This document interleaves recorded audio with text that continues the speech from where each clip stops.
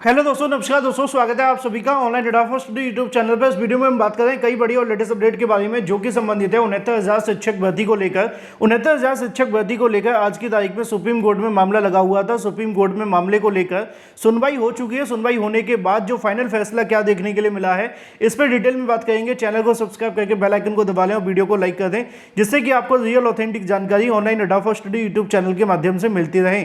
सीधे शुरुआत करते हैं मुद्दे की, क्योंकि 69,000 को लेकर लाखों की संख्या में अभ्यर्थी इंतजार कर रहे हैं, क्योंकि कुछ चयनित हैं तो कुछ बाहर बैठे हुए हैं। लेकिन अगर बात की जाए 69,000 शिक्षक भर्ती को लेकर, मैं आप सभी को लाइव के वीडियो के माध्यम से ही जानकारी दे रहा था, लेकिन कुछ टेक्निकल समस्याओं की वजह से सुनवाई शुरू होते समय लाइव नहीं हो पाया और जल्दी में सुनवाई भी खत्म होगी। उसके बाद आप सभी के सामने मैं अब वीडियो के माध्यम से ही जानकारी दे रहा हूं। असल में जो आप सभी का 69,000 शिक्षक भर्ती को लेकर मामला लगा हुआ था, उसमें आज का सबसे बड़ा फैसला यही था कि 69,000 को लेकर जो डबल बेंच के माध्यम से आदेश दिया गया, जिसके अंदर उन्होंने ये कहा है कि 69,000 शिक्षक भर्ती के अंदर जो चयनित अभ्यर्थी हुए हैं 69,000 में, वो आरक्षण विसंगति की वजह से चयनित हो गए हैं। तो वहीं जो सामान्य वर्ग के कोर्ट जो अधिवक्ता थे, उनके माध्यम से पक्ष रखते हुए बताया गया कि जो 69,000 शिक्षक भर्ती के अंदर आरक्षण प्रणाली को फॉलो किया गया है, उसमें एक से ज्यादा बार आरक्षण दिया गया है। इस वजह से बड़ी संख्या में इस प्रकार की अनियमितता देखने के लिए मिली है। अब मैंने आप सभी को पहले ही बताया था कि आज के 69,000 शिक्षक भर्ती को लेकर दोनों ही तरफ से बड़ी संख्या में वकीलों का पैनल मौजूद है, चाहे वो अगर बात की जाए ओबीसी एससी को लेकर हो या इसके अलावा जनरल अभ्यर्थियों को लेकर, क्योंकि सभी की तरफ से मोस्ट सीनियर एडवोकेट वहां पे लाए गए थे और इस मामले को लेकर बहस की जा रही थी। अब जब यहां पे कहीं ना कहीं सीजीआई के माध्यम से पूछा जाता है कि कौन सा अधिवक्ता किसकी तरफ से पैरवी कर रहा है, थोड़ा सा डिटेल में दे दिया जाए, तो शुरुआती चरण में ये चीजें देखने के लिए मिलती है और उसके बाद जो सुनवाई है वो शुरू होती है। सुनवाई पीएस पटवालिया जी के माध्यम से की जाती है, जो इस मामले को लेकर आरक्षित वर्ग की तरफ से बहस कर रहे, और ऐसे में यहाँ पे सीधे तौर पे कहीं ना कहीं मामले को लेकर रखा जाता है कि जो आप सभी का 69,000 शिक्षक भर्ती में आरक्षण प्रणाली फॉलो की जा रही है, उसके चलते बड़ी संख्या में ओबीसी एससी जो अभ्यर्थी हैं उनको बाहर कर दिया गया है। यहाँ पे सबसे पहला जो मामला देखने के लिए मिलता है वो कहीं ना कहीं यहाँ पे 69,000 शिक्षक भर्ती को लेकर जो आपके आरक्षण से संबंधित मामला है, जहां पे ओबीसी अभ्यर्थियों का आरोप था कि 27% आरक्षण नहीं दिया गया और एससी अभ्यर्थियों का आरक्षण को लेकर 21% का दावा था।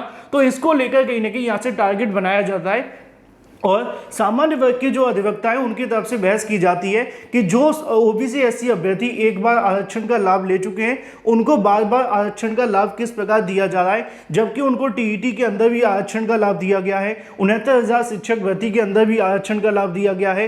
तो ऐसे में हर स्टेज पे बार बार आरक्षण देना, यानी कि एकल आरक्षण को लेकर जो मैंने आपको बताया था कि सामान्य वर्ग के अधिवक्ताओं के माध्यम से एकल आरक्षण लागू कराने के संबंध में बहस की गई। फिर यहाँ पे अगर बात की जाए ओबीसी एससी के जो अधिवक्ता, उनकी तरफ से इसका विरोध करते हुए कहा गया कि यहाँ पे जो एकल आरक्षण का मामला है वो आरक्षण नहीं, रिलैक्सेशन है। जैसा कि आप जानते हैं कि जब भी इस मामले पे कुछ कहा जाता है तो अभ्यर्थी कहते भी है कि वो आरक्षण नहीं है, एक तरीके का रिलैक्सेशन देखने के लिए मिला है। तो इसको लेकर यहाँ बहस की गई। वहीं दूसरी तरफ बीएड को लेकर बहस करने के लिए मीनाक्षी अरोड़ा मैम भी वहाँ मौजूद थी 69,000 शिक्षक भर्ती को लेकर, और उनके माध्यम से भी यहाँ पे कहीं ना कहीं तैयारी की जा रही थी बहस के संबंध में। लेकिन चूंकि इस मामले में बहुत सारी अलग अलग चीज़ें लगी हुई हैं, क्योंकि बहुत सारी चीज़ें हौच-पौच हो जाती हैं। आप जानते हैं जब बड़ी संख्या में अधिवक्ता पहुंच जाएं, यहाँ पे बीएड को लेकर ही मामला लगा हुआ है ना। 69,000 की अगर बात की जाए, जो आरक्षण से संबंधित मामले उस पर बहुत सारे वकील लगे हुए हैं। तो यहाँ पे जो सीजेआई है वो इस मामले को समझ नहीं पा रहे थे कि 69,000 शिक्षक भर्ती में आखिर करना क्या है, किस तरीके से करना है, क्योंकि इतनी बड़ी संख्या के अंदर दोनों पक्षों के माध्यम से जब बहस की जा रही थी तो सीजेआई के माध्यम से सीधे शब्दों में कहा गया कि जो 69,000 शिक्षक भर्ती संबंधित मामले पर बहस करना चाहते हैं, एक साथ न बोलते हुए इस मामले पर ऐसा करें कि सभी अपनी अपनी ओर से पहले एक रिटन सबमिशन दाखिल करें, क्योंकि जो मामला है आरक्षण से संबंधित सिंगल बेंच ने पहले डिसाइड कर दिया है, डबल बेंच ने भी पहले डिसाइड कर दिया है ना। तो इसको लेकर उन्होंने कहा कि जो सिंगल बेंच के माध्यम से आदेश दिया गया है उस पर थोड़ी सी बहस की गई कि उन्होंने एकल आरक्षण लागू करते हुए नई चयन सूची जारी करने का आदेश दिया था। तो वहीं दूसरी तरफ जो डबल बेंच का आदेश था उसमें यह कहा गया कि यहाँ पे सिर्फ सभी अभ्यर्थियों को दोबारा से आरक्षण का लाभ देते हुए नई चयन सूची बनाई जाए और 90 दिनों के अंदर यहाँ पे जो आप सभी की चयन सूची है उसको जारी कर दिया जाए। अब यहाँ एक सवाल देखने के लिए मिल रहा था कि नई मेरिट लिस्ट और कट ऑफ को लेकर स्टे लगा है या नहीं, क्योंकि आपने देखा होगा सोशल मीडिया साइट्स पर बहुत सारी चीज़ें निकलकर सामने आ जाती हैं। सामान्य वर्ग के अभ्यर्थियों के माध्यम से कहा जा रहा है कि स्टे लगा दिया गया है, स्टे लगाते हुए यथास्थिति बरकरार रखी गई है। तो वहीं दूसरी तरफ देखने के लिए मिल रहा है कि स्टे नहीं लगा है। मैं आपको एक बात पूरे तरीके से क्लियर कर दूं, जस्टिस ने क्या कहा था लास्ट में। जस्टिस के माध्यम से कहा जाता है कि इस मामले पर बड़ी संख्या में अधिवक्ता मौजूद है कोर्ट रूम के अंदर, और एक साथ अगर सभी बोलेंगे तो किसी भी केस को समझ पाना बेहतर नहीं होगा। उन्होंने कहा कि पहले सभी जितने भी अधिवक्ता हैं उनके माध्यम से रिटन सबमिशन फाइल किए जाएं। रिटन सबमिशन का मतलब होता है कि लिखित में अपनी बहस को दाखिल करें, कोर्ट उस बहस को देखेगी और उसके बाद में तय करेंगे कि इस मामले पे कितनी सुनवाई करनी है, कब सुनवाई करनी है, और फिर उसके बाद में चीज़ें तय होंगी। यानी कि अब इस मामले को लेकर 69,000 शिक्षक भर्ती के संबंध में ओबीसी एससी के अधिवक्ताओं के माध्यम से, सामान्य वर्ग के अधिवक्ताओं के माध्यम से अपनी अपनी जो बहस है वो रिटन में दाखिल की जाएगी। एक बार रिटन में बहस जब दाखिल होगी तो उसके बाद ये डिसाइड होगा मामला कि फिर इसमें कितनी सुनवाइयाँ करनी है और ओपन कोर्ट के अंदर किस किस मुद्दे पर बहस करने लायक है। क्योंकि ये मामला पहली सुनवाई में लगा हुआ था, ज़्यादा इसमें स्पष्ट नहीं था, ना जजेस को ज़्यादा कुछ पता था और ना ही कहीं ना कहीं अधिवक्ताओं को, इसलिए उन्होंने इस मामले पर रिटन में बहस दाखिल करने का समय दिया गया है। अब रिटन में बहस दाखिल की जाएगी तो निश्चित तौर पे इस मामले की अगली सुनवाई लगेगी। अगली सुनवाई की जो तारीख कोर्ट के माध्यम से बताई गई है वो 23 सितंबर 2024 है।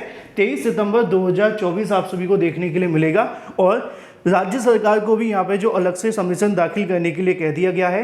रही बात स्टे को लेकर, थोड़ी सी इस पर क्लियर कर देता हूँ कि 69,000 शिक्षक भर्ती को लेकर बहुत सारे अभ्यर्थी इस बात को लेकर कह रहे हैं कि स्टे लग गया है, कुछ अभ्यर्थी को कहना है स्टे नहीं लगा है।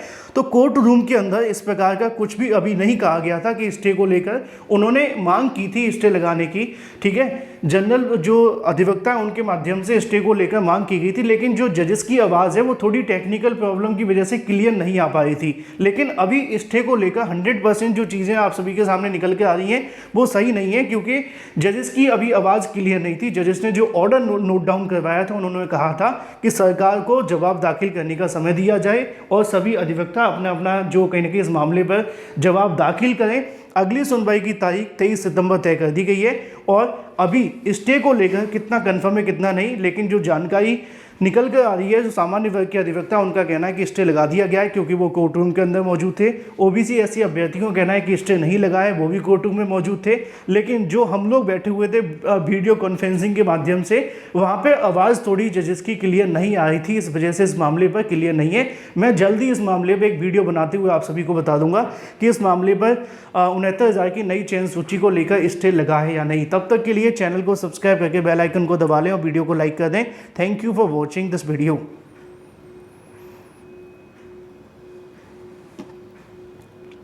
अगली सुनवाई की तारीख 23 सितंबर लगा दी गई, मैंने आपको बता दिया 23 सितंबर को होगी। बाकी देर शाम तक जैसे ही ऑर्डर अपलोड हो जाएगा मैं आप सभी को इस मामले पे क्लियर कर दूंगा। अभी के लिए स्टे को लेकर चीज़ें निकल के आ रही हैं, लेकिन ऑफिशियल आने के बाद तय होगा। Thank you for watching this video.